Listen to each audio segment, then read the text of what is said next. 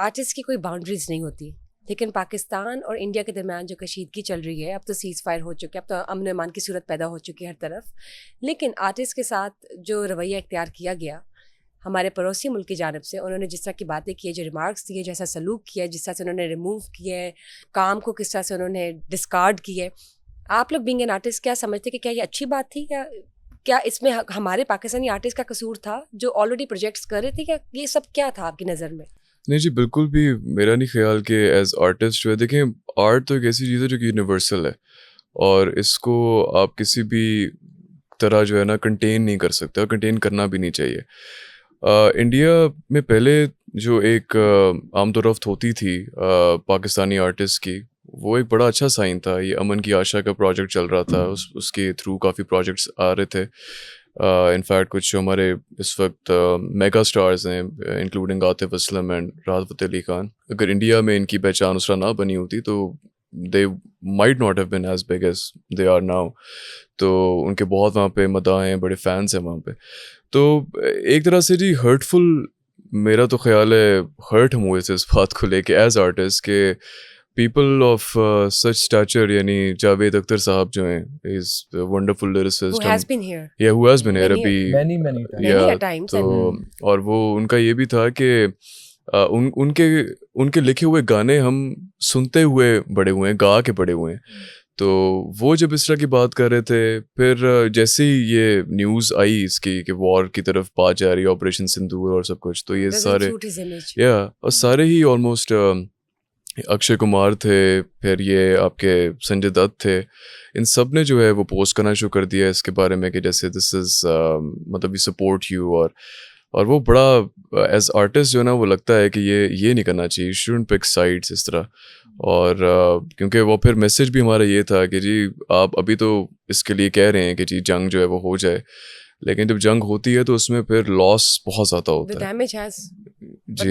it has taken place. या exactly Damage exactly already हो चुका है। बिल्कुल वो बिल्कुल तो रिवर्स नहीं होने लेकिन वाला। हम अगर पाकिस्तानी आर्टिस्ट की बात करते तो आप उनको क्या कहेंगे, जिस तरह का उन्होंने अपना स्टांस रखा, कुछ न्यूट्रल रहे, कुछ ने फ्रंट फुट पर आके सॉलिडारिटी शो की, और कुछ लोग तो बिल्कुल ही ठंडे हो गए ना, जी जिसे हम कह सकते हैं हाइबरनेट कर गए। जी। क्या कहेंगे? मेरा तो ख्याल है ये जी सही जो था? इनिशियली जो कुछ हम देख रहे थे रिस्पॉन्सेस, वो तो मुझे बहुत रिस्पॉन्सिबल लग रहे थे। सारे जो थे कंडेम भी कर रहे थे पहलगाम वाले अटैक को, और सारे ये भी कह रहे थे कि ये एक मिसकंस्ट्रू हो रही है चीज़, आप एक कन्फ्यूजन क्रिएट हो रही है, इसको आप ऐसे ना करें। तो that was a very very good I think thing that our Pakistani artist were doing. और मैं उनकी उस पर बड़ा मुझे मतलब एडमिरेशन मेरी एक डेवलप हो रही थी अंदर इनके लिए कि इतने रिस्पॉन्सिबली इन्होंने कैसे इसको किया। जबकि उसके बरक्स अगर हम इंडिया के आर्टिस्ट को देखते तो immediately they had taken a very very harsh stance.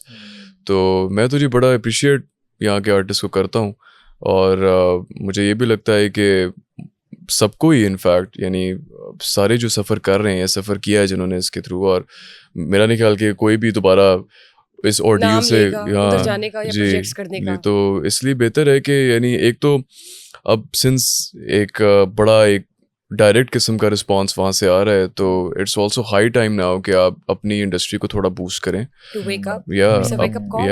अपने टैलेंट को जो है, जो कि अपकमिंग टैलेंट है, उसको आप जो है इंडोर्स करें, सो दैट यानी यहाँ की इंडस्ट्री बिल्ड हो म्यूजिक यहाँ की की। इंडस्ट्री इतनी स्ट्रांग हो कि आपको बाहर देखने की जरूरत एग्जैक्टली है। एग्जैक्टली ना महसूस हो। ये भी बिल्कुल। होना चाहिए बिल्कुल। आप ये बताएं, जब बात करते हैं उन सेलिब्रिटीज़ की या उन आर्टिस्ट की जिनके ऑलरेडी प्रोजेक्ट्स चल रहे थे या हो चुके हैं, और जिनकी पिक्चर्स या पोस्टर्स को रिमूव कर दिया गया है, या जिनका हम कह सकते हैं काम जो है वो ओमिट किया गया है इंडियन साइड से, तो व्हाट डू यू थिंक, ये क्या था? क्या ओपिनियन है आपकी, होना चाहिए था क्या नहीं?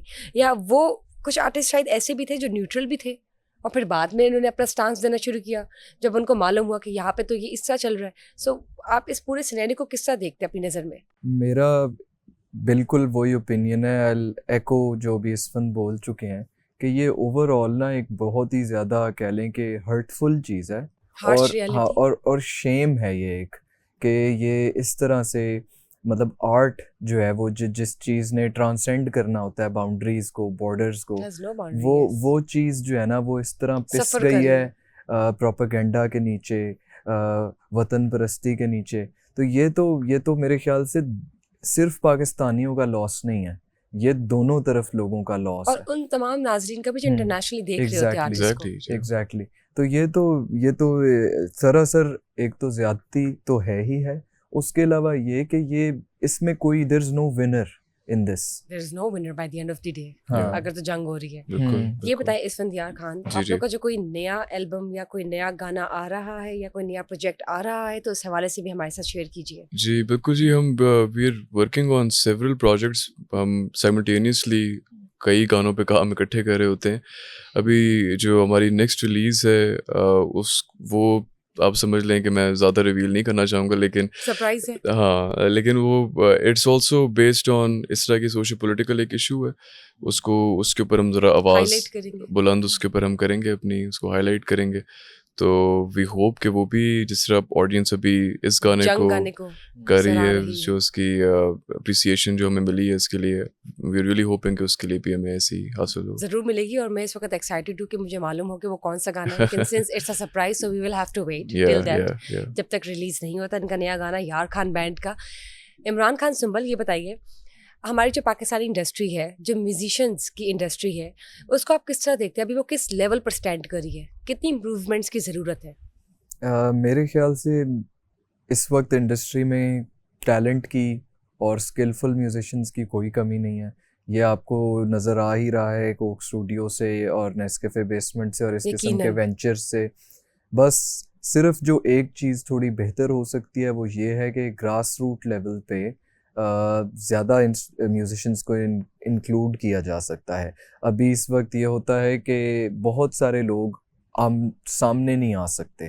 तो ये एक किस्म का मैं बोलूँगा कि इंडस्ट्री का इसमें लॉस होता है और ज़्यादातर ऑडियंस का लॉस होता है, क्योंकि बहुत ऐसा टैलेंट है जो कभी कूट कूट कर भरा पड़ा सुन टैलेंट, सुन ही नहीं पाते लोग जिसको उसको। स्पेस देने की ज़रूरत क्यों? है। और इसमें किसी हायर अप का कसूर नहीं है।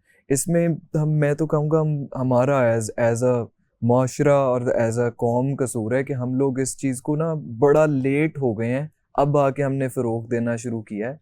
पर आहिस्ता आहिस्ता ये होगा कि हम देर है लोग भी। दुरुस्त है, अब शायद अवेयरनेस हाँ, आज वो एग्जैक्टली। जो निगलेक्टेड पीसेस हैं वो फ्रंट पर आए, जो कि जी, वाकई सही टैलेंटेड और बात। डिजर्विंग है।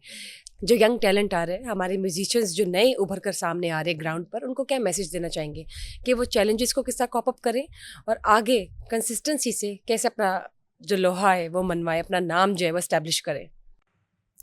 आप चाहे प्रिविलेज की पोजीशन से इसको देखें या आप चाहे एक स्ट्रगलिंग आर्टिस्ट की पोजीशन से इसको देखें, आप at the end of the day struggle करते हैं तो ही आगे बात चलती है। ठीक है, तो बस गिव अप नहीं करना स्ट्रगल को। मुश्किल होंगी चीज़ें, होती रहेंगी।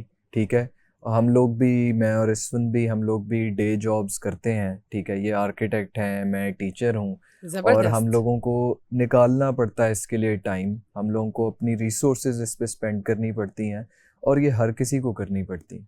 तो बस जिसमें आप बिलीव करते हैं, आपको अगर लगता है कि आप कर सकते हैं और आप करना चाहते हैं दिली तौर पे, तो फिर आपको हिम्मत नहीं हारनी।